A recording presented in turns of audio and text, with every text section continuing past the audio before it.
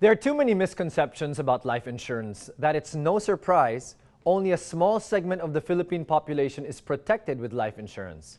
So today, we'll learn more about life insurance and what it can do for you. I'm Edric Mendoza and this is On the Money.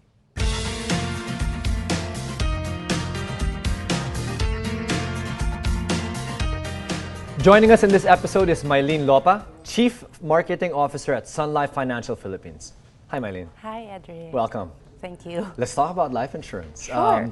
So it's said that the Philippines has a fairly small size. What does that number look like at this point? Oh, the penetration for insurance in the Philippines, meaning the number of people who have life insurance in the Philippines, is less than 2%. Less than 2%? Of the population. Not even one out of, or well, one or two out of 10. Well, there are those who get insurance from the companies they work for. So excluding that, I mean, those who actually bought for themselves is less than 2% of our 90 million. Okay. Do you have a figure of those who are effectively just covered? I mean, through companies, etc. If you include that, probably about 14%, including still that, but still small. very low, That's right? still very small. It's a lot of people. Wow. So yeah, let's talk about why do you think? Well, why is it so low in our there are country? a lot of misconceptions about insurance. One common objection to it is that people don't think they need it. They think it's an unnecessary expense. The common objections that we face when we try to offer insurance is no need. No need. No money. No hurry. Okay. No need, no money, no no hurry. No need, no money, no hurry. So these are the common excuses that we hear from people. Whereas, what is the truth? I mean, the truth is, when they say no need, they think they're healthy, they're earning, they can well provide for their families, so they don't need insurance. But the truth is, if you have dependents who are relying on your income and you never really know what will happen to you, there's always a need to protect your income because you don't know exactly what will happen to you or when something bad will happen. So the need is always there. So it's not true that there's no need for it. Right. Because people will think it's only for when you're about to die. That's things like that. Did you want to expound on that? Is that a misconception? Traditionally, maybe insurance products were really meant for just that, to pay an amount of money to the dependents of a person who has passed away. But these days, there are many different types of insurance. So when they say no need because they think they're healthy, actually there are many different needs that an insurance product can address. Even retirement. Even education for the children, even an investment. There are already insurance products that come with investment plans. So they serve very different needs. They serve a lot of financial needs that we all are in need of in various stages of our lives. So we talked about no need. Yes. Let's talk about no money and no hurry. Maybe no money first. No money. Well, a lot of people also say when they're offered insurance, I don't have the money now, it's an unnecessary expense or it's expensive. But probably what they don't realize is that premiums don't have to be expensive. Some of them are actually very affordable and they can be paid quarterly or even monthly. Whereas if you compare it to not having insurance and having all of a sudden to pay a huge amount because you got hospitalized or because the breadwinner passed away, that's a huge financial loss. And if you don't have insurance, that's what you'll be confronted with. And so if you compare which is more expensive, a small premium or the amount you'll have to pay without any savings, then clearly the cost becomes justified, very much justified. Makes sense. Good perspective. And the last, no hurry? No hurry, especially for the young people or those who are single. First jobs. They say, I don't need insurance, nobody's depending on me, or I'm still young, I'm very healthy, nothing's gonna happen to me. Well, for those who are single and they think, well, I have no dependents, eventually some of them will get married, and it's always cheaper to buy when you're young. So maybe you don't need it now, but the need might come later on. Number two, for those who think they're healthy, they're in their 30s, they're athletic, they say, oh, nothing's gonna happen to me because I'm healthy. I feel invincible. You feel invincible, but there are people we've heard of, in their 30s and 40s at the prime of their life, and some accidents happen or they get sick. So for as long as we don't know what the future holds, and no one can claim that they know what the future holds, then always the need for insurance is very much relevant. So very preventive, especially. I mean, that's the kind of the perspective. No? You don't want to have to think about it when the time is already there. Okay, so let's talk about the different types of insurance. Okay, right now there are more than one type of insurance. There are probably about 4 general types of insurance. One of them is the term insurance. This is the cheapest form of insurance because it just protects you for a specific period of time. So if something happens to you during that period of time, then you get paid the benefit, or your dependents will get paid the benefit. If nothing does, by the time the term expires, then that's it. It's much like a car insurance. Protects you for a term, very cheap. It doesn't have any cash values. It's a just in case, no? It's a just in case you don't get anything back. The other type of insurance, whole life, we call it, protects you for life. So it's not just for a fixed period of time, protects you for life. And it does earn cash value. So what does that mean? You don't have to die to get anything, return, yes, because it accumulates cash values that you can withdraw from if an emergency arises. You can even accumulate the cash values so that if you reach a certain age, you no longer need the insurance. You can cash it in for an amount that you can use for retirement, for travel.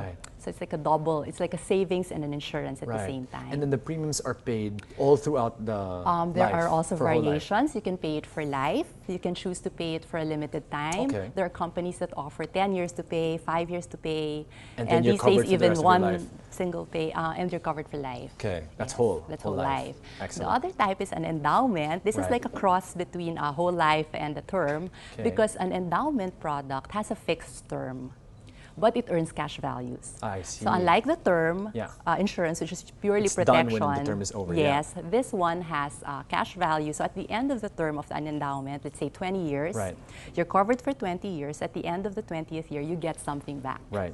So again, you can use that money for whatever purpose you may want to use it for. Is that almost like the pre-need?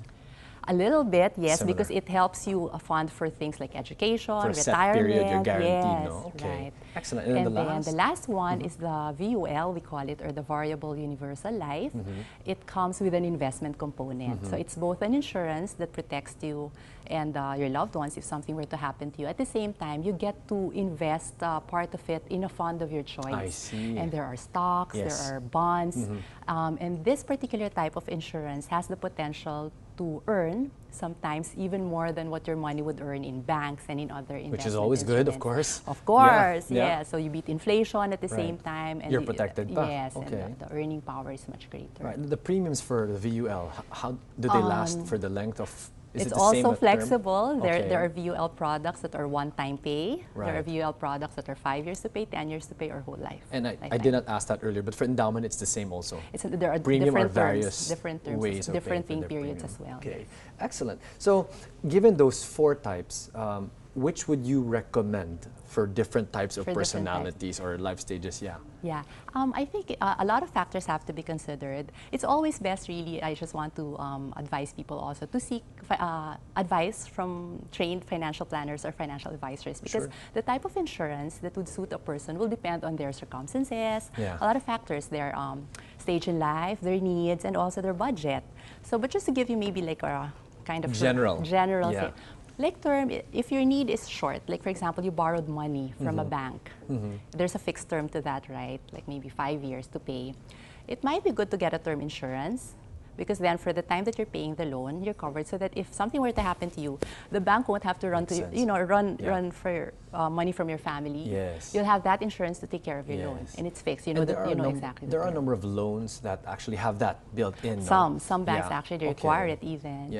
And then whole life is also a bit affordable, because as I've mentioned, you can actually choose the pay for life option. Your options for paying And if you have young children, maybe age 0, where you foresee you'll be needing insurance for the next 20 years until they're well on their own, then you probably need a longer term insurance, in which case a whole life would make sense. Plus it earns cash value, so you have that. Startup families, parang, hey, for my kids, makes sense. The VUL is for someone whose appetite for growing their money is there. They're not quite satisfied with the modest returns you get from guaranteed investment products, because variable universal life tend to grow more because they're invested in different investment instruments. So for those who have a little bit or a little more appetite for risk, wanting also higher returns, may also invest in a variable universal life. So it really depends. So it would also be the person who might be thinking of financial instruments to invest in, but they're saying, hey, this has a tuck-in. Correct. This might be an option as well. Yes, at the same time, they still need protection because they have children, they have people depending on them, but yet they want to grow their money at the same time.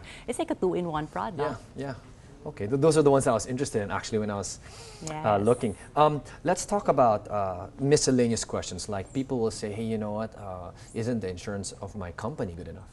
What are your thoughts? Well, in some cases they might be, although one downside to just relying on the insurance provided by your company is that if you leave, that normally terminates with your employment.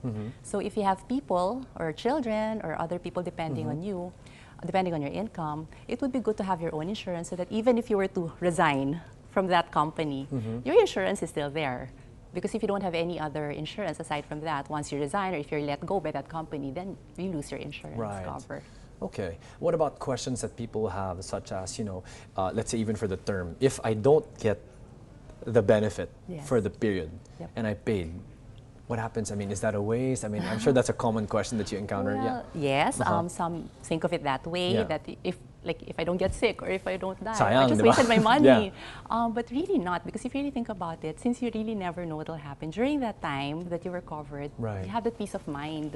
You have that peace of mind knowing that if anything should have happened to you, your family would have been taken care of. So it's really for protection. It's really to help protect, you're saying. Yes. So let's go to the Philippine scenario and look at it a little bit more in detail. Which one would you say of the four types generally people are opting for or should look into, or is it really case to case? Traditionally, it would be the whole life. Whole life. But lately, in the past, because I guess that was the one that was most common before. The VUL wasn't available yet before. The term, as you said, there aren't any cash values to it, so people see more value in whole life where you get something. If you cash it in, you get something, you can borrow money from it. It's more flexible.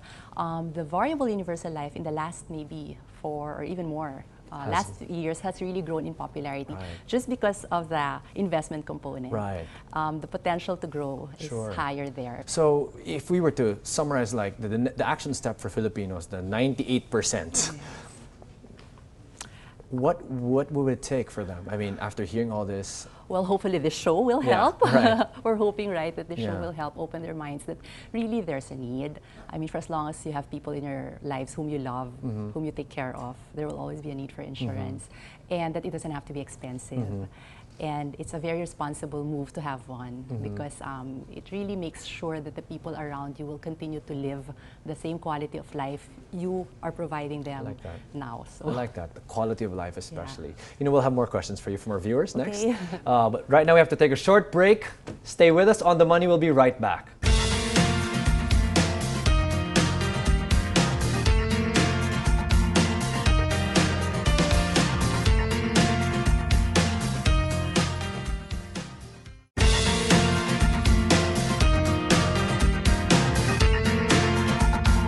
Welcome back to On the Money. Time now for a regular Salve Says segment with Salve Duplito.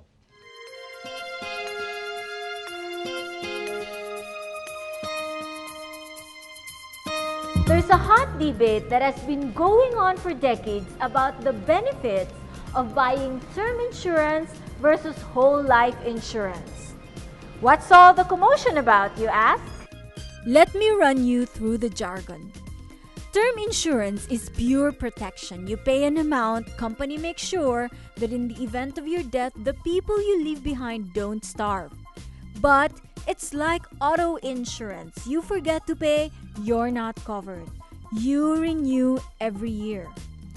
Whole life insurance covers you until you get old and gray, with some cash benefit thrown into the picture.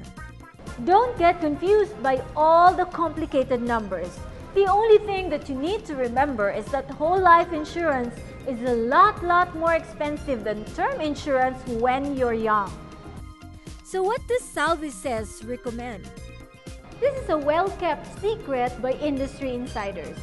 Term insurance is not sold to you because agents get very little commission from them. But for young parents who have critical need for high coverage but a very little budget, they are the only option. Let me tell you, a 38-year-old will have to pay $240,000 per year for a 5 million whole life policy. For the same coverage, a term insurance will cost only 25,000 pesos, give or take a few thousand. So let me repeat that. When you're a young parent and a lot of other important budget items are fighting for your attention, do not make the mistake of buying whole life policies. But do get the 10-year or 20-year term policies where you lock in your annual premiums. Here's where I disagree with financial gurus Susie Orman, Dave Ramsey, and others. There will come a time when the premiums from term insurance become much more expensive than whole life. So before that happens, graduate to a basic whole life policy. This way, you get the best of both worlds. Insurance was never meant to be an investment. I agree with what they say. Buy term and invest the difference. But make sure you invest, not spend the difference.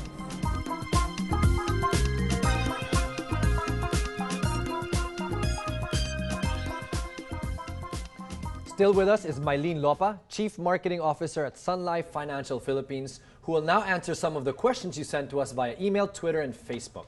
Mel, what questions do you have for Mylene today? Hi, Edric. I've got a few questions for you today, Mylene. Sure. And the first one comes from Claire. She asks, I'm single and have no dependents, no family members who need help. How important is it for me to have life insurance? Okay, I have two answers for her. Okay. One is she may be single now, but if she does have plans of getting married and having children in the future, it's always wise to buy insurance when you're younger. Okay. Because it's cheaper. So that insurance will still come in handy in the future if she ever were to have a family or children. But what if she doesn't? If she doesn't, that's my second answer. Okay. The second answer is if she's single and she never has children or a family of her own, then insurance actually serves other needs like retirement funding or because as I've discussed earlier in the show, some insurance products come with cash values that you can actually use for other purposes, like a travel you'd like to take in the future, Right. or during your retirement years. For example, you're already out of a job and your insurance is still in force, then you cash it in and you can use the proceeds of that for your retirement. Okay. So, but is it a good idea to have an insurance policy for those things? What if you had a different type of investment for those things, other for your things. travel or for your retirement? Yes, there are also other investment options available for funding those needs, like mutual funds or other investment options. Yes. Okay, great. So if she plans on having a family, maybe she should wait until she actually has that family to get her life insurance? I'll just share a story with you. You know, when I first got my insurance policy, I was single. I didn't have a boyfriend at the time, so I wasn't thinking about having a family. But I did get an insurance policy because my thinking then was, if something were to happen to me, I did not want to burden my parents. Right. About having to, you know, they Good raised perspective. me, they sent me to Right. school, and even at my final moments, they'd still have to worry about, you know, how to take care of my final expenses. So I bought that insurance precisely to spare my parents The from the burden. financial trouble of Right. having to take care of all those. So that's another reason why someone should get an insurance. Okay. Okay, great. So if you have parents who are dependent on you, even if you're single, it's a good Yes, idea to still, get it. yes. Okay. Okay. Well, we have another question, and this was sent in by Steve. He asks, do I still need life insurance when I'm already invested in mutual funds and stocks? If I die, my family will be able to cash in or continue to benefit from my investments. So what is the benefit of insurance for them? Okay. Well, if he already has investments in mutual funds and stocks, and it's already sufficient Right. to ensure that even if you were to go, the family can still, maintain their standard of living, then that will be fine. That will take care of that. But one thing about stocks and mutual funds is it's not guaranteed. You never know when the time comes that you have to go, whether at that moment the stocks are performing well. So that Right. might be a time when the market is down and actually your investment has lost its value. Okay. Insurance, on the other hand, is guaranteed. The death benefit is guaranteed. Regardless of market condition, whether stocks are up or down, the amount of death benefit is guaranteed. So that's the difference. That's the advantage of having an insurance still. Okay. Because you're sure of the amount that your family will get. Okay. Okay. Yeah, that is a good reason. So I suppose if he's worried it might drop, then Yes. That's their guarantee. Yes, because you never know when these things will happen. You can't say that, Exactly. oh, when I go, I'm sure the market will be up and my I'll stocks be will about be this enough. age, and Yes. right. Right. Yeah. Okay, so Steve, yeah, you better maybe get one life insurance policy for yourself. We have another question from Jen, and she says, my parents are getting older and my father is already retired. Is it still possible for me to get a life insurance policy for them in case one or the other goes? I am willing to pay for it, but it would not be a policy for me. Yes, that's possible. Actually, some companies insure people well above their retirement years. Oh, Like some wow. companies insure people until they're age 70. I believe some even older. So it's still Okay. possible for her to get insurance for her parents, where she's the payer and the parents are the insured. Okay. Now, insurance is also not just for dying young or unexpectedly, but Yes. it's also for when you live too long. That's true. Yeah. Talk about that. Living too long. Yeah, when Yes. you, Good when problems. when you burden people by living too long, Exactly. what happens then with your Exactly. insurance? You're right. Insurance is not just for dying too soon. It's really for living too long too. Because I'll just share some statistics. Yes. In the Philippines, when a survey was done of people age 60, Yeah. over 40% were dependent on their relatives. Almost And half. only Wow. 2% I believe that. were financially independent, Wow. like Yes. really self-sufficient. So, and that is what we mean by the danger of living too long. When you retire, let's say at age 60, and you live, let's say, up to 80 or 90, that means you have 30 more years to fend for yourself without the Right, income right, that you earn from your job. exactly. And that's what you have to prepare for. An insurance policy can also address that because of the investment component of Right. a VUL or the cash values of whole life. Right. The money can accumulate so much so that by the time you reach 60 and have to retire, you can cash it in and it can cover for your remaining years so that you don't have to depend on your relatives or, Right. you know, So it can cover you for another 30 years? the fund that it has accumulated, if it has accumulated enough, can actually, you know, you can actually spend that for your retirement expenses. Okay. And would you take this out on a monthly basis? Could you cash in the whole thing? How would you normally do it, and how would you recommend somebody I do believe this? there are variations. You can take the lump sum amount right away, or there may be some facilities with other financial institutions where you can leave it and withdraw periodically. We have another question, this time from Jason. What is term life insurance and why would I need this? I have just taken out a loan for a new business. I think you discussed this earlier. Yes, I Yeah. did. And so if he has a loan, and I presume that loan would be payable over a fixed period of time, a term life would be good for him, especially if he has dependents. That way, just in case something happens to him and he's unable to pay off the loan, his creditor would not have to run after his family for the payment. The Right. insurance, the term insurance, can settle the loan he would, if ever, leave behind. Okay. Oh, that's good. But I guess he should maybe also get some kind of other insurance. Yes. So for, if he had, for another purpose. if he had life insurance, would he need to get this term insurance when he was getting this loan? It would depend. If he has a life insurance, but the beneficiary that he assigned is someone else, like his children, then probably he would need to get another one where the beneficiary would be the creditor. Oh, So that you preserve the other one for the original intent. exactly. Otherwise, it might get diverted and your family might be left with nothing. Okay, great. Thanks a lot. Okay, anyway, send us your money questions via email or through Facebook and Twitter, and we'll try to answer them in our upcoming episodes or on our next Q&A Friday. Mylene, Mel, life is full of surprises, as you mentioned. Yes. Best to be prepared. Exactly. That's our show for today. I'm Edric Mendoza. Join us again tomorrow for more talk and tips so you're always right on the money.